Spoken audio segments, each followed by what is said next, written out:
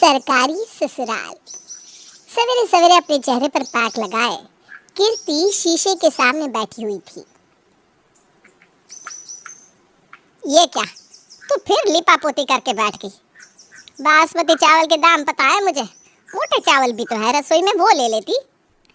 तो वो मुझे कैसे पता होगा मम्मी, अब तो लगा लिया ना। ये रील्स देख देख कर न जाने रोज तो क्या क्या करती रहती है। कभी चावल भिगो देती है तो कभी दाल, पर उससे खाना नहीं बना सकती। अपने चेहरे पर लगा कर बैठ जाती है। अरे मुल्तानी मिट्टी भी तो आती है 10 रुपए की इतनी सारी, उसे ही लगा लिया होता। अरे मम्मी, मतलब स्किन केयर भी ना करे क्या आदमी? और अभी मैंने पैक लगाया है, मुझे कुछ मत बोलो वरना फेस पर झुर्रियाँ आ जाएगी। जितना मन लगाकर तो ये सब करती है ना, उतना ही मन लगाकर अगर तूने पढ़ाई की होती तो आज पूरा कॉलेज टॉप करके बैठी होती। कॉलेज टॉप करके क्या करना है मम्मी? नौकरी करनी है, पैसे कमाने। नहीं ना, वो तो मेरे पास ऐसे ही आ जाएंगी। अपना फेस पैक लगाकर कीर्ति आराम से 2 घंटे मैगजीन पढ़कर नए नए फैशन के आइडिया लेती है। फिर नहा धोकर तैयार होकर हॉल में आती है और उसी वक्त घर पर आती है मोहल्ले की विमला। अरे पुष्पा, कहाँ है तू? आंटी जी, मम्मी घर पर ही है, अभी बुलाती हूँ। लीजिए, मम्मी भी आ गई। अरे पुष्पा, तेरी बेटी का चेहरा तो झकमक करता है और बाल तो इसके कमर तक है। थु थु थु थु थु। नजर ना लगे बेटा तुझे। एक मेरी बेटी है, 100 बार कहती हूँ चेहरे पर कुछ लगा ले। कॉलेज जा जाकर पूरा चेहरा काला पड़ गया है उसका। पता नहीं ऐसे में कौन लेकर जाएगा उसे। तो इससे कौन सा कोई ले जाएगा? दिन भर कमरे में पड़ी रहती है, ना बदन में फुर्ती ना किसी काम में दिलचस्पी। बस सजने संवरने की बात हो तो मैडम रात को 2 बजे उठकर भी तैयार हो जाए। अरे तो पढ़ लिख कर आखिर औरतों को करना ही क्या होता है? तुझे याद भी है तूने कितनी पढ़ाई की थी? शादी के बाद तो चूल्हा चौका ही संभाल रही है ना तू। तो कीर्ति की पढ़ाई की क्यों फिक्र करती है? इसे तो कोई भी उठा कर ले जाएगा। सुन लिया ना मम्मी, ऐसे मैं अपने स्किन केयर पर इतना ध्यान नहीं देती। इसी तरह हर बार कोई ना कोई कीर्ति को चने के झाड़ पर चढ़ा दिया करता। मन ही मन कीर्ति भी ये ठान लेती है कि वो शादी करेगी तो किसी सरकारी नौकरी वाले से। कुछ दिन बाद कीर्ति के घर वाले उसके लिए लड़का देखना शुरू करते हैं। ये देख बेटा, बहुत ही अच्छे घर के लड़के का रिश्ता आया है। इंजीनियर है लड़का। इंजीनियर हो, पायलट हो या रॉकेट उड़ाता हो, मुझे इससे कोई मतलब नहीं है। मुझे बस सरकारी नौकरी वाला लड़का चाहिए। ऐसे किसी लड़के का रिश्ता है तो ही मुझे फोटो दिखाना, वरना मत दिखाना। पुष्पा रोज कीर्ति को किसी न किसी लड़के की फोटो दिखाती, पर कीर्ति उसके प्राइवेट जॉब को देखकर रिश्ते के लिए मना कर देती। फिर एक बार उसके घर आता है सोमेन का रिश्ता।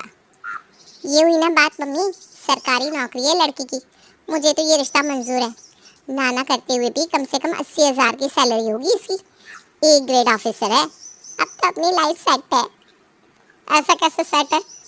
कवारी लड़की के लिए तो 75-100 लड़कों की तस्वीर आती रहती है, तो क्या बिना घर परिवार देख के सरकारी नौकरी देखकर हाँ कर दे? मेरी किस्मत के आगे अड़चन क्यों बन रही हो मम्मी? सरकारी नौकरी वालों की क्या लाइफ होती है पता भी है तुम्हें?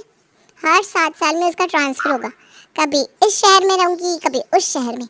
ऊपर से रिटायरमेंट के बाद पेंशन, फ्यूचर की कोई टेंशन नहीं रहेगी। अब पापा को देख लो कितनी प्रॉब्लम होती है। जो पैसे सेविंग करके रखे थे उसके इंटरेस्ट से हमारा घर चलता है। इससे अच्छा लड़का नहीं मिलने वाला तुम्हें। शादी की बात चला दो मम्मा। कीर्ति हाथ धोकर इस रिश्ते के पीछे पड़ जाती है। पुष्पा लड़के वालों से बात चलाती है और उन्हें तो कीर्ति पसंद आनी ही थी। 1 महीने के अंदर कीर्ति की शादी सोमेन से हो जाती है और शुक्ला परिवार की बहू बन के कीर्ति उनके घर आ जाती है। बस 2 दिन की बात है, फिर जहाँ सुमेन रहते हैं वहाँ मैं चली जाऊँगी। फिर ना ससुराल में रहने की टेंशन, ना सास ससुर की सेवा की बात। खुद में क्या बात कर रही हो कीर्ति? जरा अपनी भाभी से भी बात कर लो। नहीं भाभी, वो इस घर को छोड़कर जाने का मेरा मन नहीं कर रहा। आखिरकार यही तो मेरा ससुराल है, तो क्या कर सकते हैं। इनकी सरकारी नौकरी है तो मुझे जाना तो पड़ेगा ही। ऐसी कोई बात नहीं कीर्ति, यहाँ तो प्राइवेट नौकरी वालों को भी अपना घर छोड़कर कहीं बाहर जाना ही पड़ता है। तुम्हारे भैया कौन से यहाँ रहते थे? शुरू से वो बाहर ही रहेंगे। अब जाकर उन्हें अपने शहर में नौकरी मिली है तो मैं अपने ससुराल आई। चल, अब ये सारी बातें बाद में करेंगे, पहले तू अपनी पहली रसोई की तैयारी कर ले, वरना मम्मी जी नाराज हो जाएंगी ना। पर भाभी, मुझे तो चाय के अलावा कुछ भी बनाना नहीं आता। मतलब वो रोकी कि वक्त का खाना तुमने नहीं बनाया था? चलो कोई बात नहीं, तुम सब्जियां काटो, खाना मैं बना लेती हूँ। और नई बहू की पहली रसोई में उसके बदले खाना उसकी जेठानी बनाती है। बने बनाए खाने को बाहर ले जाकर कीर्ति सभी को परोस देती है। खाना कैसा लगा मम्मी जी?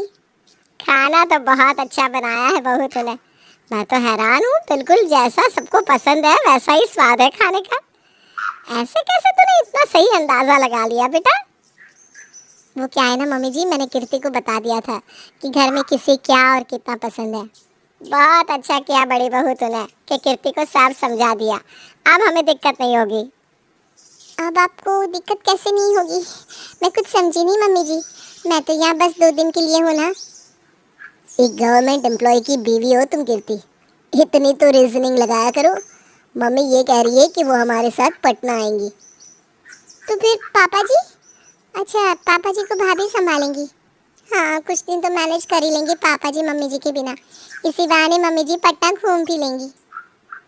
थोड़ी तो अकल लगा ले बेटा, तेरे ससुर जी की कल ही रिटायरमेंट हो गई है, तो वो अपने पोस्ट रिटायरमेंट के दिन अपने छोटे बेटे के साथ गुजारने वाले हैं।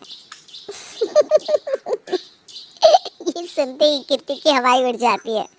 कहाँ वो अपने पति के साथ अकेले रहने के सपने देख रही थी, और कहाँ अब उसकी सास उसके साथ नए शहर में आने वाली थी। हे भगवान, बस यही बाकी था क्या? मेरी लाइफ में कोई प्राइवेसी नहीं रहेगी।